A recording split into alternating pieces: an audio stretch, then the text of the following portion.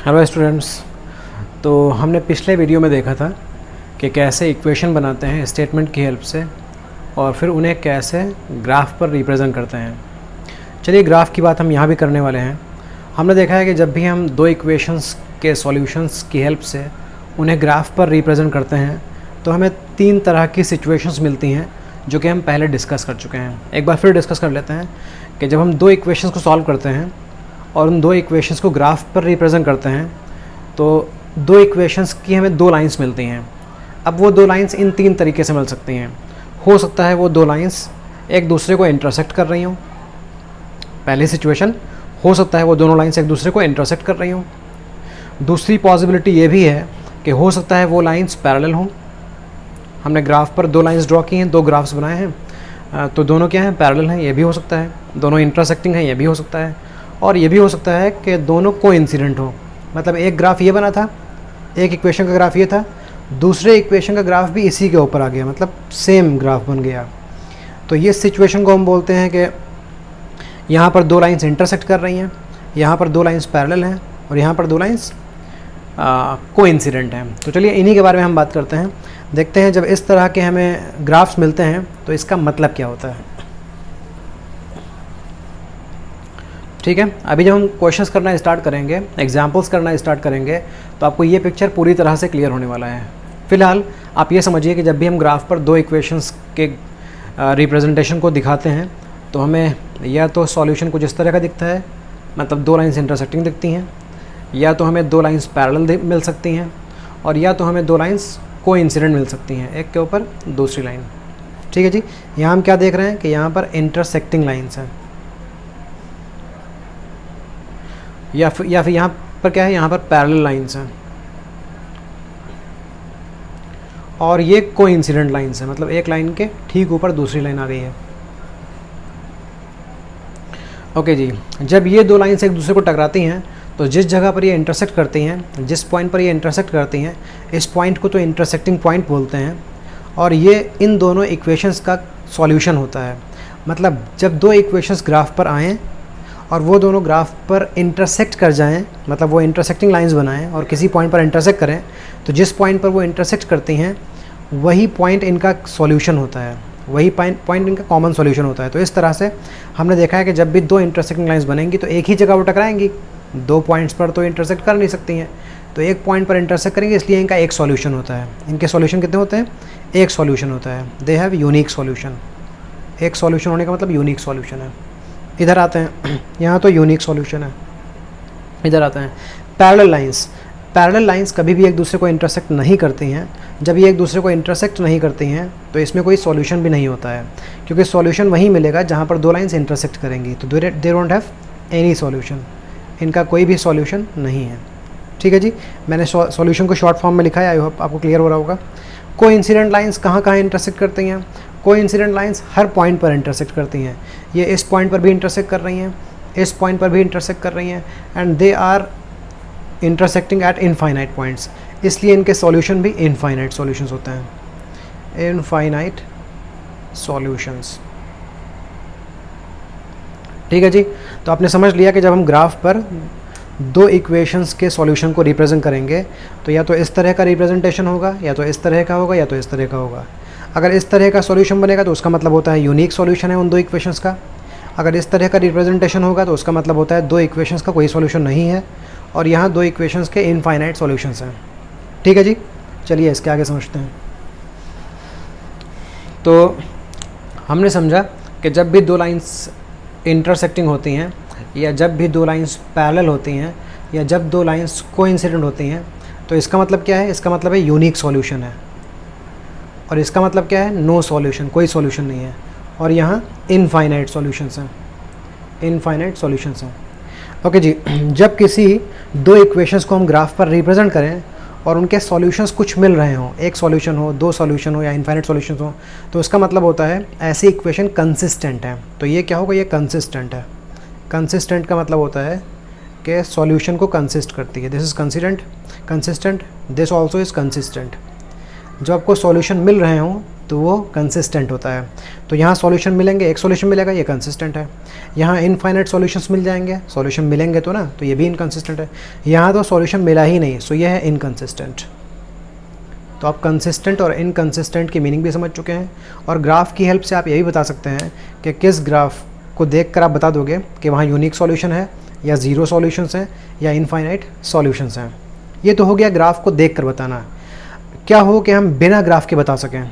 अगर बिना ग्राफ के हम बताना चाहें कि सॉल्यूशन कैसा है, इनफाइनाइट है या ज़ीरो सॉल्यूशंस हैं या यूनिक सॉल्यूशंस हैं, तो बिना ग्राफ के बताने के लिए मैं आपको कुछ ट्रिक्स बताने वाला हूँ। उन ट्रिक्स की हेल्प से हम समझेंगे कि दो इक्वेशंस को देखकर हम बता सकेंगे कि उनके सॉल्यूशंस यूनिक हैं या दे हैव ज़ीरो सॉल्यूशन या फिर they have infinitely many solutions. Okay जी, तो चलिए पहले ट्रिक समझने से पहले आप इक्वेशंस का जनरल फॉर्म समझ लीजिए। हमारे पास जो चैप्टर हम पढ़ने आए हैं, यहाँ हम पढ़ रहे हैं pair of linear equation in two variables. तो मैं आपको पहले दो इक्वेशन बनाता हूँ, दो इक्वेशन का जनरल फॉर्म बताता हूँ।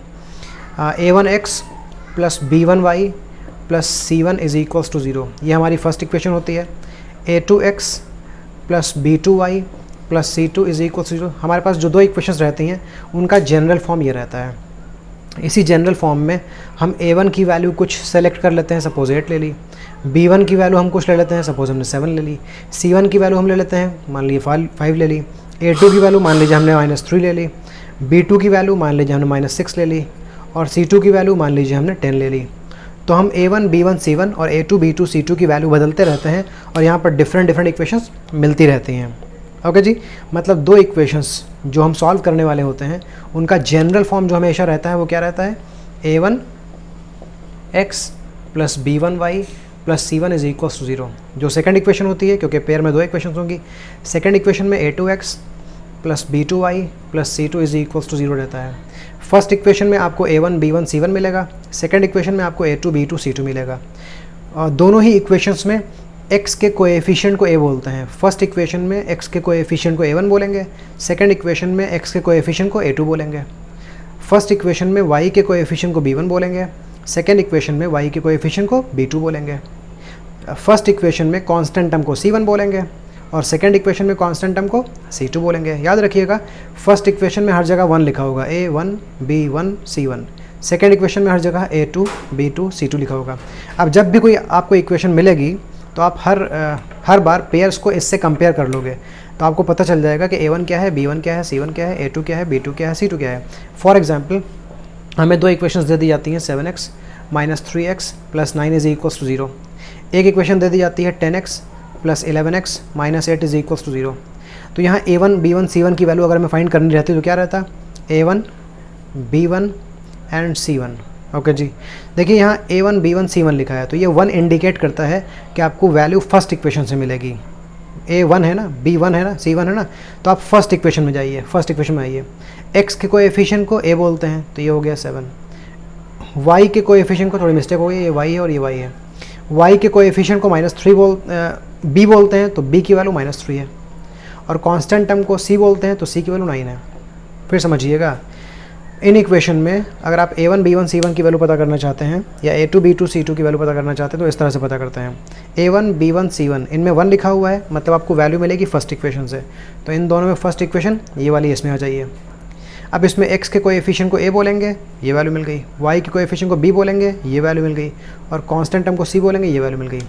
अब पता करते हैं a2 की वैल्यू क्या है और b2 की वैल्यू क्या है और c2 की वैल्यू क्या है। ओके, पहली बात तो ये 2 लिखा हुआ है, मतलब सेकंड इक्वेशन में आ जाइए। x के कोएफिशिएंट को a बोलते हैं, ये वैल्यू मिल गई। y के कोएफिशिएंट को b बोलते हैं, ये वैल्यू मिल गई। कांस्टेंट टर्म को c बोलते हैं, ये वैल्यू मिल गई। तो समझ गए ना कि जब भी हमें दो इक्वेशंस मिलेंगी तो हम उन दो इक्वेशंस को कंपेयर कर लेंगे इस जनरल फॉर्म से और a1 b1 c1 a2 b2 c2 तीनों की वैल्यू पता कर लिया करेंगे। ओके जी, अब मैं आपको बताऊंगा कि बिना ग्राफ के आप कैसे बताओगे कि जो इक्वेशंस हैं उनका सॉल्यूशन यूनिक है या ज़ीरो सॉल्यूशन है या इनफाइनाइट सॉल्यूशन। तो उसके लिए कुछ जो ट्रिक्स बताने वाला हूँ वो आप याद रखिएगा। हाउ टू फाइंड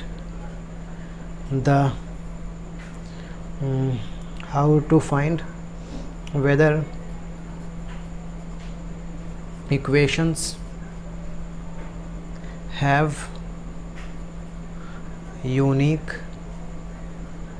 और 0 और इनफाइनाइट सॉल्यूशंस। ये कैसे पता करेंगे, इसकी ट्रिक समझने वाले हैं।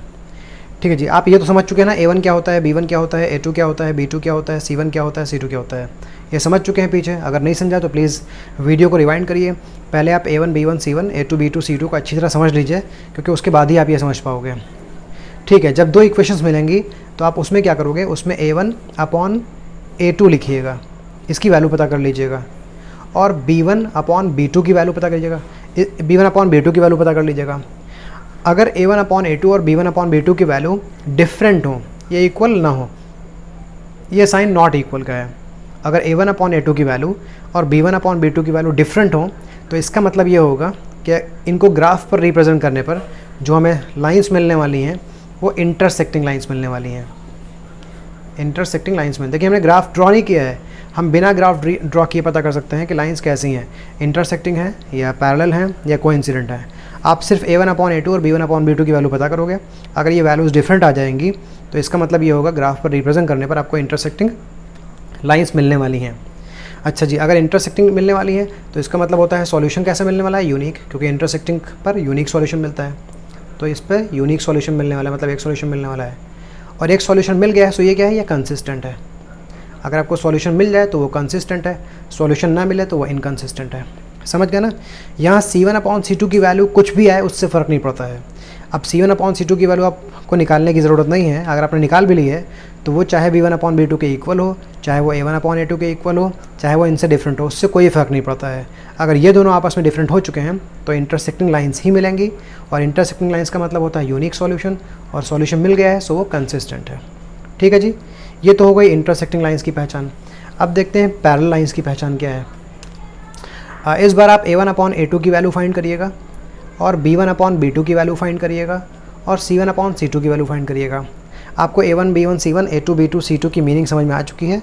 मैं भी एग्जांपल्स करवाऊंगा तो उसकी हेल्प से आपको और समझ में आएगा कि ये एक्चुअली करना कैसे है। ठीक है जी, आपने सब सॉल्व कर लिया। अब इन दोनों को आपस में इक्वल होना चाहिए। अगर ये इन दोनों की वैल्यूज़ आपस में इक्वल हैं, लेकिन थर्ड वाली वैल्यू इक्वल नहीं है, वो डिफरेंट है, नॉट इक्वल है, they are equal to each other. Suppose अगर ये 1/3 है तो ये भी 1/3 होना चाहिए, और ये कुछ और होना चाहिए। तो अगर ये दोनों आपस में इक्वल हैं और ये डिफरेंट हैं, तो इसका मतलब ये है कि जो आपको लाइंस मिलने वाली हैं पैरेलल लाइंस मिलने वाली हैं। और पैरेलल लाइंस का मतलब मैं आपको बता चुका हूँ कि कोई भी सॉल्यूशन नहीं है, ज़ीरो सॉल्यूशंस या फिर नो सॉल्यूशन। और जब कोई सॉल्यूशन है ही नहीं तो ये कैसा हुआ, इनकंसिस्टेंट हुआ, इनकंसिस्टेंट। तो समझ गए ना आप कि पैरेलल लाइंस के लिए A1 upon A2 B1 upon B2 को इक्वल होना चाहिए, लेकिन C1 अपॉन C2 की वैल्यू डिफरेंट होनी चाहिए। ओके, ग्राफ में कभी कभी दो लाइंस कोइंसिडेंट भी होती हैं, तो ये कब होता है वो समझिए ज़रा। अगर आप A1 अपॉन A2 की वैल्यू पता कर लें, और B1 अपॉन B2 की वैल्यू पता कर लें, और C1 अपॉन C2 की वैल्यू पता कर लें, और अगर ये तीनों वैल्यूज़ ही आपस में इक्वल हों, कोई डिफरेंट ना हो, अगर तीनों आपस में इक्वल आ जाएँ तो इसका मतलब होता है कि ये हैं कोइंसिडेंट लाइंस। अगर ग्राफ पर रिप्रेजेंट करेंगे तो आपको कोइंसिडेंट लाइंस मिलेंगी। ठीक है, और कोइंसिडेंट का मतलब क्या होता है, इनके पास इनफाइनाइट सॉल्यूशंस हैं, इनफाइनाइट सॉल्यूशंस हैं। सॉल्यूशन है सो कंसिस्टेंट, सॉल्यूशन ना हो तो इनकंसिस्टेंट, तो ये है कंसिस्टेंट। ओके, इस पर बेस जब हम क्वेश्चंस करेंगे तो आपको ये पिक्चर्स और भी क्लियर हो जाएंगी। फिलहाल मैं आपको एक दो एग्जांपल्स देता हूँ, और एक दो एग्जांपल की हेल्प से इन बातों को प्रूव करता हूँ। जो मैंने आपको बता दिया है ना कि A1 अपॉन A2 और B1 अपॉन B2 अगर डिफरेंट होते हैं तो यूनिक सॉल्यूशन होते हैं और लाइंस इंटरसेक्टिंग होती हैं। अगर A1 अपॉन A2 और B1 अपॉन B2 इक्वल हो लेकिन C1 अपॉन C2 डिफरेंट हो, तब पैरेलल लाइंस होती हैं और कोई सॉल्यूशन नहीं होता है। अगर तीनों ही आपस में इक्वल हों, A1 upon A2 B1 upon B2 C1 upon C2, तब इनफाइनाइट सॉल्यूशंस होते हैं और लाइंस कोइंसिडेंट होती हैं। चलिए कुछ एग्जांपल्स इस बात को मैं प्रूव कर देता हूँ। तो एक एग्जांपल ले लेते हैं, एग्जांपल ले लेते हैं 3x + 2y + 7 = 0। दूसरी इक्वेशन ले लेते हैं x - y = 3। मैंने दो इक्वेशंस ले ली हैं। ठीक है जी, देखते हैं। सबसे पहले तो मैं आपको दिखाऊंगा इसको A1 अपॉन A2 और B1 अपॉन B2 वाले मेथड से करता हूँ। पहले आप यहाँ A1 और B1 और C1 की वैल्यू देख लो क्या है। देखिए जी, A1 की वैल्यू क्या है, A1 B1 C1, यहाँ 1 लिखा है ना, तो आप फर्स्ट इक्वेशन में आइए, ये फर्स्ट इक्वेशन है, यहाँ आ जाइए। यहाँ x के कोएफिशिएंट को A बोलते हैं, y के कोएफिशिएंट को B बोलते हैं, और कांस्टेंट टर्म को C बोलते हैं। इस तरह से हमें A1 B1 C1 की वैल्यू मिल गई। अब पता करते हैं A2 की वैल्यू और B2 की वैल्यू और C2 की वैल्यू। यहाँ 2 to 2 लिखा है तो सेकेंड इक्वेशन में आई है। x का कोएफिशिएंट 1 है सो a की वैल्यू 1 आ गई। y का कोएफिशिएंट -1 है सो ये वैल्यू -1 आ गई। कांस्टेंट आपको 3 लग रहा होगा, लेकिन अभी ये स्टैंडर्ड फॉर्म में नहीं है। पहले आप 3 को भेज दीजिए लेफ़्ट साइड में। जब 3 लेफ़्ट साइड में जाएगा तो लेफ़्ट साइड में जाकर ये क्या बन जाएगा, ये बन जाएगा x - y - 3 = 0। ये स्टैंडर्ड फॉर्म है, ये जनरल फॉर्म है, यहाँ से वैल्यूज़ निकाली जाती हैं। तो A2 की वैल्यू और B2 की वैल्यू तो सही थी, लेकिन C2 की वैल्यू -3 होगी, +3 नहीं होगी। समझ गया ना आप? यहाँ से वैल्यू मत निकालिएगा, पहले आप इसको जनरल फॉर्म में लिखिए, मतलब हर टर्म को इक्वल के लेफ़्ट साइड में होना चाहिए, उसके बाद निकालते हैं वैल्यू। तो ये वैल्यूज़ आ गई। अब ज़रा आप A1/A2 की वैल्यू निकाल लो।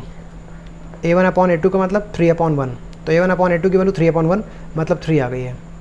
आप B1/B2 की वैल्यू निकाल लो, तो B1 की वैल्यू है 2/-1, सॉल्व करने पर आ गया -2।